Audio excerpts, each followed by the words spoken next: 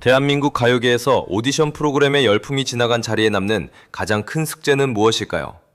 그것은 바로 방송이 끝난 후 가수가 독자적인 아티스트로서 어떻게 시장에 안착하고 지속 가능한 브랜드 가치를 확보하느냐는 문제입니다. 최근 더 트롯쇼 156회 차트에서 아티스트 장한별이 11위로 진입했다는 소식은 단순한 순위 진입 이상의 거대한 미디어 트렌드를 내포하고 있습니다.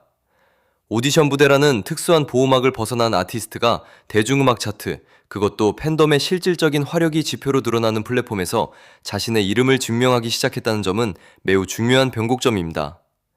특히 이어진 157회 음원픽 1위라는 결과는 이 움직임이 일회성 해프닝이 아니라 정교하게 조직화된 팬덤의 집단 행동이 본격화되었음을 가리키고 있습니다. 이 두 개의 숫자가 시장에 던지는 메시지는 명확합니다. 은하수라는 거대한 팬덤의 축이 움직이기 시작했으며 이들의 움직임이 대중음악 시장의 계량적 수치를 바꾸어 놓기 시작했다는 사실입니다. 하지만 여기서 우리는 하나의 거대한 역설에 직면하게 됩니다.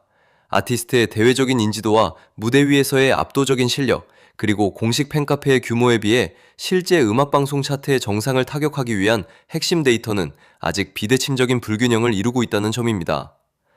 현재 장한별의 공식 팬카페 회원수는 1만 5천 명을 넘어서며 탄탄한 기반을 자랑하고 있지만 투표 플랫폼인 스타플래닛 내 마이스타 등록자 수는 이에 미치지 못하는 수백 명 단위에 머물러 있었습니다. 수치상으로 본다면 팬카페 회원수의 채 10%도 되지 않는 인원만이 실질적인 화력 집결지에 주소를 두고 있다는 뜻입니다. 1만 5천 명이라는 거대한 잠재적 화력이 존재함에도 불구하고 왜 실제 차트 반영을 위한 플랫폼에서는 이러한 유효 데이터의 공백이 발생하는 것일까요? 이 격차를 메우지 못한다면 아티스트가 아무리 뛰어난 무대를 선보이고 팬들과 깊은 교감을 나누더라도 냉정한 디지털 차트 시스템 안에서는 그 진심이 숫자로 치환되지 못하는 한계에 부딪히게 됩니다. 결국 핵심은 이 미스매치를 어떻게 해결하느냐에 있습니다. 많은 이들이 단순히 투표를 위한 재화, 즉 하트젤리를 모으는 행위에만 집중하지만 더 중요한 본질은 그 재화가 올바르게 배달될 수 있는 주소를 확보하는 일입니다. 마이스타 등록이 모든 전략의 영순위가 되어야 하는 이유가 바로 여기에 있습니다. 주소가 정확하지 않다면 아무리 많은 자원을 투입하더라도 그 화력은 분산되거나 소멸해버리기 때문입니다. 디지털 음악 시장에서 팬덤 경제학은 이제 단순한 감정적 지지를 넘어 정교한 데이터 입력과 플랫폼 메커니즘의 이해를 요구하는 기술적 영역으로 진화했습니다. 1만 5천 명의 은하수가 가진 잠재력이 이 디지털 주소지에 완전히 동기화되는 순간 장한별이라는 브랜드가 맞이할 시장의 파급력은 완전히 다른 차원의 시나리오를 쓰게 될 것입니다. 그렇다면 이 잠재력을 폭발시키기 위해 은하수 팬덤이 당장 직면한 시스템적 과제와 6월 29일이라는 결정적 비데이를 향한 구체적인 타임라인 전략은 무엇일까요? 플랫폼 메커니즘을 분석해보면 팬덤의 규모가 곧바로 차트의 순위로 직결되지 않는 이유는 디지털 투표 시스템의 고유한 깔대기 구조 때문입니다. 팬카페 회원수가 아무리 많아도 플랫폼 앱을 설치하고 마이스타를 등록하며 최종적으로 투표 재화를 소비하는 단계까지 매끄럽게 연결되지 않으면 화력은 증발합니다. 스타플래닛 앱 내에서 장한별의 홈을 찾아 마이스타로 지정하는 행위는 이 깔대기 구조의 입구를 넓히는 가장 기초적이면서도 절대적인 단계입니다. 마이스타 등록이 완료되어야만 팬피드와 팬톡이 활성화되고 이를 통해 팬덤 내부의 유기적인 소통과 실시간 정보 공유가 가능해집니다. 현재 등록된 게시물 수가 수백 개 수준에 머물러 있다는 것은 아직 이 공간이 가진 커뮤니티로서의 응집력이 최대치에 도달하지 못했음을 의미합니다. 팬들이 자발적으로 응원글을 남기며 피드를 활성화하는 것은 단순한 친목 도모가 아니라 플랫폼 알고리즘 내에서 아티스트의 지표를 상승시키는 정량적 데이터 축적 과정입니다. 그렇다면 이렇게 확보된 디지털 주소지 위에서 실질적인 차트 정상 타격을 가능하게 하는 연료는 무엇일까요? 그것은 바로 투표 재화인 하트젤리입니다. 더 트롯쇼의 우승 조건을 분석해보면 사전 투표와 생방송 당일 실시간 투표라는 두 가지 핵심 축으로 구성되어 있으며 이 두 가지 모두 철저하게 하트젤리의 보유량에 의해 승패가 갈립니다. 여기서 주목해야 할 점은 사전 투표 기간이 공지되기 전인 바로 지금이 역설적으로 가장 공격적으로 재화를 비축해야 하는 최적의 타이밍이라는 사실입니다. 대다수의 대중이나 라이트 팬덤은 투표창이 열린 후에야 비로소 움직이기 시작하지만 이 시점에서의 대응은 이미 늦습니다. 사전 투표가 시작되는 그 메인 매치 순간에 이미 압도적인 양의 젤리를 장전하고 있어야만 초반 기세 싸움에서 우위를 점하고 상대 팬덤의 추격 의지를 꺾을 수 있기 때문입니다. 더욱이 6월 29일로 예정된 생방송 당일의 실시간 투표는 화력의 밀도가 극대화되는 전장입니다. 아티스트가 1위 후보에 최종 노미네이트 되었을 때 치러지는 실시간 투표는 제한된 시간 내에 폭발적인 수치를 기록해야 하므로 유료 충전이든 무료 충전이든 가릴 것 없이 사전에 확보된 하트젤리의 총량이 절대적인 방어벽이자 공격 무기가 됩니다.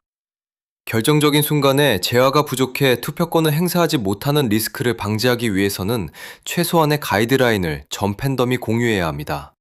실시간 투표의 메커니즘상 1인당 최대 5표까지 행사가 가능하며 한 표당 100개의 하트 젤리가 소요되므로 인당 최소 500개의 젤리를 확보하는 것이 이번 작전의 기본 임무입니다. 이 임무가 성공적으로 수행되기 위해서는 플랫폼이 제공하는 리워드 시스템을 완벽하게 이해하고 활용해야 합니다. 무료로 하트 젤리를 모으는 실전 프로토콜은 매우 명확하며 반복적입니다. 메인 화면 우측 상단에 하트 아이콘을 통해 진입하는 무료 충전소는 일종의 디지털 광산과 같습니다. 가장 접근성이 높은 동영상 광고 시청의 경우 1회 시청 시마다 5개의 하트 젤리가 지급되며 하루 최대 10회까지 참여할 수 있어 매일 50개의 젤리를 확정적으로 적립할 수 있습니다. 광고가 종료되는 시점에 나타나는 X버튼을 정확히 인지하고 보상을 수령하는 일련의 행동 양식은 팬덤 개개인에게는 사소한 노력이지만 이것이 만 단위로 결집될 때의 경제적 가치는 수백만 원 상당의 유료재와 가치와 맞먹습니다. 여기에 더해 최소 1개에서 최대 100개까지 무작위 보상을 제공하는 스풀 복권 시스템 역시 하루 10회의 기회를 제공하므로 확률적 기대값을 고려할 때 매일 빼놓지 않고 긁어야 하는 필수 코스입니다. 이러한 일일 퀘스트 형태의 재화 수집 방식은 팬덤의 행동 패턴을 루틴화하는 효과를 낳습니다. 운세보기나 키워드 검색 등 플랫폼 내 다른 카테고리의 미션들까지 샅샅이 분석하고 수행하는 행위는 장한별이라는 브랜드를 지원하기 위한 팬덤 내부의 자발적인 자금 조달 방식과 다름없습니다. 현재 157회 사전투표 공지가 뜨지 않은 고요한 상태는 위기가 아니라 폭풍전야의 축적기입니다. 우리가 지금 당장 실행해야 하는 3가지 프로토콜, 즉 앱 설치, 마이스타 등록, 그리고 하트젤리 적립은 6월 29일이라는 거대한 침공을 앞두고 보급로를 정비하는 군사적 전략과도 같은 맥락을 가집니다. 여기서 우리는 다시 한번 숫자가 가진 가능성을 정밀하게 들여다볼 필요가 있습니다. 마이스타에 등록된 인원이 단 895명에 불과했던 시점에서도 장한별은 더 트롯쇼 11이라는 놀라운 기록을 세웠습니다. 이는 참여한 소수정예 팬들의 인당 활용 밀도가 상상을 초월할 정도로 높았음을 증명하는 동시에 만약 이 화력이 1만 5천 명이라는 전체 팬카페 규모로 확장될 경우 발생할 시너지가 어느 정도일지를 가늠하게 하는 지표입니다. 800여 명의 움직임이 11위를 만들었다면 1만 5천 명의 은하수가 동시에 디지털 마이스타 주소지를 찍고 젤리를 쏟아붓기 시작할 때 차트의 최정상은 더 이상 도달 불가능한 목표가 아니라 단지 시간의 문제일 뿐입니다. 나 하나쯤이야라는 안일한 생각이 만들어내는 침묵의 나선 효과를 깨부수고 나부터 시작하자는 주체적 행동주의가 팬덤정 전체로 확산될 때 시장의 판도는 완전히 뒤집힙니다. 가요계 역사에서 팬덤이 아티스트의 브랜드 가치를 리브랜딩하고 메인스트림의 주역으로 끌어올린 사례들은 언제나 이러한 정량적 행동의 임계점을 넘어서는 순간 발생했습니다. 장한별이라는 아티스트가 가진 독보적인 보컬 역량과 무대 지배력, 그리고 국경을 넘어 해외 시장에서까지 이미 검증된 실력은 훌륭한 상품성을 갖추었음을 의미하지만 이 상품을 시장의 중심에 당당히 포지셔닝하는 것은 오롯이 데이터 가치로 무장한 팬덤의 몫입니다. 내 마음속의 1등이라는 감정적 영역에 아티스트를 가두어 두지 않고 공인된 차트 위에서 가장 높은 곳으로 비상하게 만드는 것은 결국 하트젤리라는 탄환을 얼마나 충분히 장전하고 이를 결정적인 타이밍에 정밀 타격하느냐에 달려 있습니다.